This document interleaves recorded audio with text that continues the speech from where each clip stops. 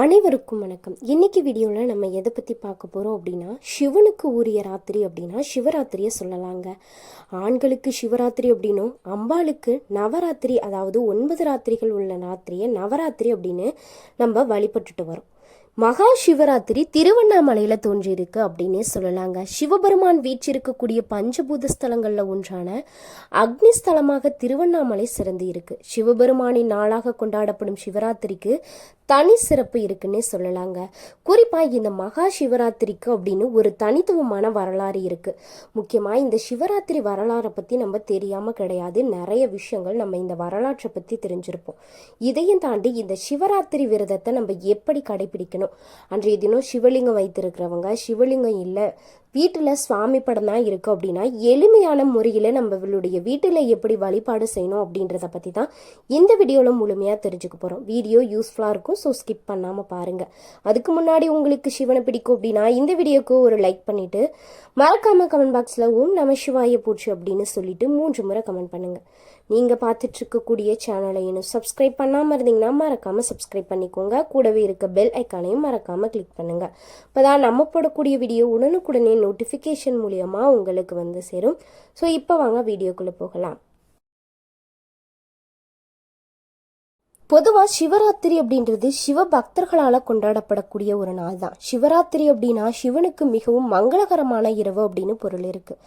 மகா சிவராத்திரி என்று இரவு முழுவதும் கண் விழிக்க முடியாதவங்க இந்த சிவபெருமானுடைய அருளை முழுமையாக பெறலாம். மாசி மாதத்துல நள்ளிரவுல கொண்டாடப்படக்கூடிய விழா இந்த சிவராத்திரி திருவிழா அப்படின்றது நம்ம எல்லோருக்குமே தெரியும். அன்றைய தினம் நம்ம என்னென்ன விஷயங்களை செய்வதால நமக்கு முழுமையான பலன்கள் கிடைக்கும் அப்படின்றத தொடர்ச்சியா தெரிஞ்சுக்கலாம்.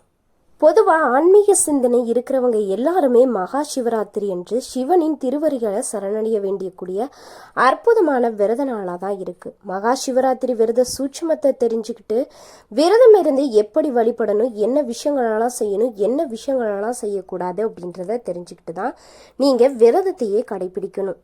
இந்த சிவராத்திரி விரதம் அப்படின்றது உண்ணாமல் இறைவன் நினைத்து வழிபடுவதும், வீட்டில் இறைவனின் சிலை இருந்தால் அதற்கு அபிஷேக அலங்கார ஆராதனை செய்ய வேண்டும். இல்லை அப்படின்னா சிவாலயங்களுக்கு சென்று அங்க நடைபெறக்கூடிய அபிஷேக ஆராதனையை நீங்க பார்த்து தரிசிக்கலாம். குறிப்பா அன்றைய தினம் எல்லா சிவ ஆலயங்கள்லயுமே ரொம்ப சிறப்பான நாளா பார்க்கப்படுவாங்க. எல்லா சிவனுக்குமே அபிஷேக ஆராதனைகள் நடைபெறும். உங்களால அன்னைக்கு முடிஞ்சிச்சு அப்படின்னா உங்களால முடிந்த அபிஷேக பொருட்கள் இல்லைன்னா வேறு பூஜை பொருட்களை வாங்கி தந்து இறைவனுடைய அருளை பெற முடியும். மகா சிவராத்திரி விரதத்துடைய முக்கிய நோக்கமே முக்தியை வேண்டுவதுதான். மனிதனுடைய அடிப்படை தேவைகளான உணவு, உறக்கம் அப்படின்றதா இந்த இரண்டை சொல்ல முடியும். இந்த இரண்டையுமே விளக்கி முழுவதும் சிவபெருமான நினைத்து வழிபடுவதால நாம் செய்த பாவங்கள் நீங்கி நல்ல எண்ணம் வளரும், முக்தி எனும் அற்புதத்தை பெறலாம் அப்படின்னு முன்னோர்களால சொல்லப்பட்டிருக்கு. நம்ம எப்படி சிவபெருமானுடைய விரதம் இருந்தால் சிவனின் அருள் பரிபூர்ணமாக கிடைக்கும் அப்படின்றத நம்ம சுருக்கமாக பார்க்க போகிறோம். ஒவ்வொரு ஆண்டும் மாசி மாதம் தேய்பிறை சதுர்தசி திதியில் கொண்டாடப்படுவது வழக்கம். அந்த வகையில் இந்த ஆண்டு மகா சிவராத்திரி சதுர்தசி திதி அப்போதாங்க வருது. இந்த அற்புதமான நாளில் விரதம் இருந்து 4 ஜாமங்கள்ல நடக்கக்கூடிய அபிஷேக அலங்கார பூஜை செய்து வழிபடுவது எல்லோருடைய வழக்கமாக இருக்கு. நம்ம எப்படி விரதத்தை ஸ்டார்ட் பண்ணணும் அப்படின்னா, இன்னைக்கு சிவராத்திரி அப்படின்னா அதுக்கு முன்னாடி நாளே நம்ம வீட்டெல்லாம் சுத்தப்படுத்தி வச்சுக்கணும். மகா சிவராத்திரி என்று காலையிலேயே குளித்து சுத்தமாக இருந்து நெற்றி நிறைய திருநீர் தரித்து கொண்டு வீட்டில் இருக்கக்கூடிய பூஜை அறையில தீபம் ஏற்றி வழிபடணும். வழிபடுறப்போ சிவனுடைய பஞ்சாட்சர மந்திரமான ஓம் நம சிவாய அப்படின்ற மந்திரத்தை உச்சரிச்சுக்கிட்டே பூஜை செய்யணுங்க. காலையில உங்களுடைய வீட்டுல நீங்க விளக்கேற்றி பூஜை செய்யறப்போ 2 வாழைப்பழம், வெற்றிலைப்பாக்கு இல்லைன்னா 1 டம்ளர் பால் நைவேத்தியமா வைத்து நீங்க வழிபடலாம். சிவலிங்கம் இருந்துச்சு அப்படின்னா சிவனுக்கு பிடித்த அபிஷேக பொருட்களை வாங்கி நீங்கள் அபிஷேகமும் செய்யலாம். இல்லை சிவலிங்கம் இல்லை அப்படின்னா சிவனுடைய படம் தான் இருக்கும் அப்படின்னா அந்த படத்துக்கு நீங்கள் தீபம் ஏற்றி வச்சுட்டு, உங்களுடைய வீட்டில் ருத்ராட்ச மாலை இருந்துச்சு அப்படின்னா அந்த படத்துக்கு போட்டுட்டு 2 வாழைப்பழம், வெற்றிலைப்பாக்கு இல்லை இதெல்லாம் இல்லைன்னா 1 டம்ளர் பால் மட்டுமாவது சிவனுக்கு படைத்து வழிபட்டாலே போதும். சிவன் நம்மளுடைய வேண்டுதலை முழுமையாக ஏற்றுக்கொள்ளுவார்.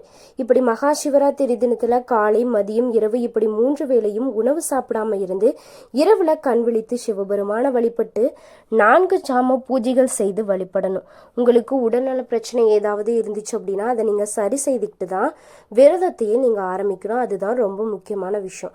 முழு நாளுமே உணவு எதுவும் சாப்பிடாம இருக்க முடியாது அப்படின்றவங்க அவல், பழசாறு, பழங்களை சாப்பிட்டு நீங்க விரதத்தை தொடங்கிக்கலாம். அன்றைய தினம் கண்டிப்பா தண்ணீர் குடிக்கலாம். சில பேர் தண்ணி கூட குடிக்க மாட்டாங்க, அப்படிலாம் இருக்கவே தேவை கிடையாது.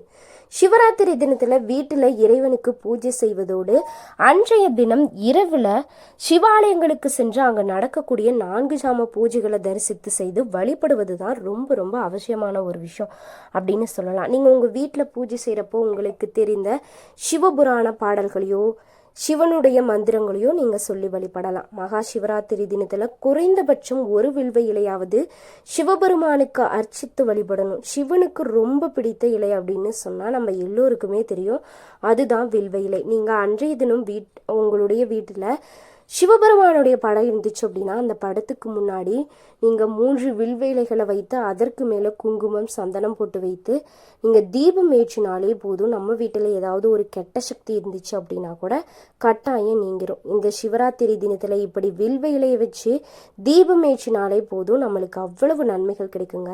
இதனால நம்ம முன்வினைகள், பிறவி பாவங்கள் அறுக்கக்கூடிய வல்லமை இருக்கு அப்படின்னே சொல்லலாம்.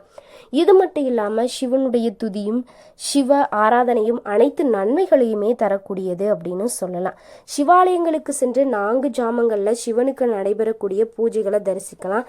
இல்ல வீட்டிலேயே சிவலிங்கம் இருந்துச்சு அப்படின்னா நீங்களே அபிஷேக பொருட்களை வாங்கி ஒவ்வொரு ஜாமத்திற்கான பொருட்களை அபிஷேகம், அலங்காரம் செய்து வழிபடலாம். அதோடு சிவ பூஜை செய்யும் போது சிவனுக்கு உகந்த மந்திரங்கள், தேவாரம், திருவாசகம் உள்ளிட்ட சிவனுடைய பாடல்கள் என்னெல்லாம் தெரியுமோ அதெல்லாம் நீங்க படிக்கலாம். அதோடு ஓம் நமசிவாய அப்படின்ற ஒரு மந்திரத்தை உச்சரிச்சாலே போதும் நம்மளுக்கு அவ்வளவு பலன்கள் கிடைக்கும் அப்படின்னு சொல்லலாம். இந்த 4 ஜாம பூஜை அப்படின்னு சொல்றோமே, நம்மளுடைய வீட்டுல சிவலிங்கம் இருந்துச்சு, நம்மளால கோயிலுக்கு போக முடியல அப்படின்னா இந்த சிவலிங்கத்தை நம்ம வைத்து எப்படி 4 ஜாமத்தையும் நம்ம வழிபடணும் அப்படின்னா, முதல் ஜாமம் அப்படின்னா இரவு முதல் ஜாமம் இது எப்போ அப்படின்னா இந்த பூஜை நேரம் மாலை 6:30 9:30 மணி வரை சொல்லுவாங்க. 2வது ஜாமம் அப்படின்னா 9:30 12:30 மணி வரைக்கும். 3வது ஜாம பூஜை அப்படின்னா 12:30 3:30 மணி வரைக்கும். 4வது ஜாம பூஜை அப்படின்னா 3:30 6 மணி வரைக்கும். இப்படிதான் 4 ஜாம பூஜைகளுமே நடைபெறும். 4 ஜாமத்திற்குரிய நேரமா சொல்லப்பட்டிருக்கு. இதை நீங்க வீட்டுல சிவலிங்கம் இருக்கிறவங்க இந்த நேரத்தை பயன்படுத்திக்கலாம். இல்ல நான் சிவாலயங்களுக்கு சென்று அங்கு 4 ஜாம பூஜையிலையும் கலந்துக்கிறோம் அப்படின்றவங்க 4 ஜாம பூஜைகள் முடிந்த பிறகு அங்கு தரக்கூடிய பிரசாதத்தை நம்ம பெற்று அதை உண்டு நாம் நம்மளுடைய விரதத்தையுமே நிறைவு செய்து கொள்ளலாங்க. அதே போல இந்த தினத்துல நம்ம மறந்துமே இந்த தவறை தான் செய்யக்கூடாது. அதாவது சிவராத்திரி தினத்துல நம்மளுடைய கோரிக்கை என்ன அப்படின்னா தூக்கம், உணவு இந்த 2ஐயும் தவிர்த்து நம்ம விரதம் இருப்பது அவ்வளவு பலன்கள் கொடுக்கக்கூடிய ஒரு நாள் தாங்க இந்த சிவராத்திரி திருநாள். ஆனா சில பேர் நிறைய சிவாலயங்கள்ல அன்னதானம் கொடுத்துட்டு இருப்பாங்க. அந்த அன்னதானம் கொடுக்கறது தவறே கிடையாது. ஆனா சிவராத்திரி தினத்துல கொடுக்கறப்போ சில பேர் விரதம் இருப்பாங்க. ஆனா தெரியாம அந்த உணவை வாங்கி சாப்பிடும்போது அந்த விரதமானது முறிக்கப்படுது. இது நம்ம தெரியாம செய்த ஒரு தவறுக்கு அர்த்தமாகிடும் அப்படின்னும், அன்னதானம் கொடுக்கறப்ப நம்ம கவனம் தேவைங்க. அது வாங்கி சாப்பிட்றப்பையும் நம்மளுக்கு கவனம் தேவை. அன்னதானம் தானங்கள்ல எல்லாம் சிறந்தது அப்படின்னு நம்ம எல்லோருக்குமே தெரியும். அதனால இந்த அற்புதமான நாள்ல கோவிலுக்கு வெளியில கோவிலுக்கு வரக்கூடிய பக்தர்களுக்கு அன்னதானம் சில பேர் கொடுப்பாங்க. ஆனா அதை நாம் எடுத்துக்கொண்டா நம் விரதம் களையக்கூடும். அதனால காலை வரை நாம் உண்ணாம இருந்து மகா சிவராத்திரி விரதத்தை முழுமையா முடிப்பதே ரொம்ப சிறந்தது. சிவபெருமான வணங்கிட்டு திரும்புறப்போ அதிகாலையில கொடுக்கப்படக்கூடிய அன்னதான உணவையும் நம்ம பெற்றுக்கொள்ளலாம். அப்போ தவறே கிடையாது. இந்த 4 ஜாம பூஜைகளையுமே நீங்க கலந்துக்கிட்டு அதுக்கப்புறம் அன்னதானத்தை எடுத்துக்கிட்டீங்க அப்படின்னா உங்களுக்கு முழுமையான பலன்கள் கிடைக்கும். சிவராத்திரி தினத்துல பகல் மற்றும் இரவுல நாம் உறங்காமல் இறைவனுடைய திருநாமத்தை நினைத்து வழிபடணும். மறுநாள் பகல் பொழுதுல கூட நாம் உறங்கக்கூடாது. அன்று உணவு எடுத்துக்கொள்ளலாம், ஆனால் உறங்கக்கூடாது. அன்று மாலை வீட்டில் விளக்கேற்றி வழிபட்டுட்டு இரவு 8 மணிக்கு மேலே நீங்கள் தூங்க போகலாம். உங்களுடைய விரதத்தையுமே நீங்கள் முடிச்சுக்கலாம். மகா சிவராத்திரி தினத்தில் விரதம் இருந்து வீட்டிலேயே தொலைக்காட்சி பார்ப்பது, திரைப்படங்கள் பார்ப்பது, விளையாடுதல், விரதம் இருப்பது எந்த பிரயோஜனமே கிடையாதுங்க. அதற்கு பதிலாக விரதம் இருக்கலாம்லேயே நீங்கள் இருந்துக்கலாம். நம்ம விரதம் இருக்கிறப்போ சிவபெருமானுடைய எண்ணங்களை மட்டும் மனதில் வைத்துக்கிட்டு அவருடைய திருநாமங்களை உச்சரிச்சுக்கிட்டு தான் நம்ம விரதம் இருக்கணும். அப்போ தான் நம்மளுக்கு முழுமையான பலன்கள் கிடைக்கும். சில பேர் தூக்கத்தை தவிர்க்கணும் அப்படின்றதுக்காக ஃபோன் பார்க்கறது, டிவி பார்க்கறது, இந்த மாதிரி விஷயங்களெல்லாம் நம்ம விரதம் இருந்து செஞ்சோம் அப்படின்னா அதற்கு முழுமையான பலன்கள் அப்படின்றது நம்மளுக்கு கிடைக்கவே கிடைக்காது. இதற்கு நீங்கள் விரதம் இல்லாமலேயே இருந்துக்கலாம் அப்படின்னு சொல்லலாம். இன்னைக்கு வீடியோவில் சிவனுக்கு உகந்த இந்த சிவராத்திரி தினத்தில் நம்ம என்னென்ன விஷயங்களை செய்யணும், செய்யக்கூடாது, குறிப்பாக நம்மளுடைய விரதத்தை எப்படி தொடங்கணும், எப்படி முடிக்கணும் அப்படின்றதான் இந்த வீடியோவில் தெரிஞ்சிருப்போம். வீடியோ உங்களுக்கு ரொம்பவே பயனுள்ள வகையில் தான் இருந்திருக்குன்னு நம்புகிறேன். வீடியோ பிடிச்சிருந்துச்சு அப்படின்னா மறக்காமல் லைக் பண்ணுங்கள், ஷேர் பண்ணுங்கள், கமெண்ட் பண்ணுங்கள். நீங்கள் இன்னும் சேனலை சப்ஸ்கிரைப் பண்ணாமல் இருந்தீங்கன்னா மறக்காமல் சப்ஸ்கிரைப் பண்ணிக்கோங்க.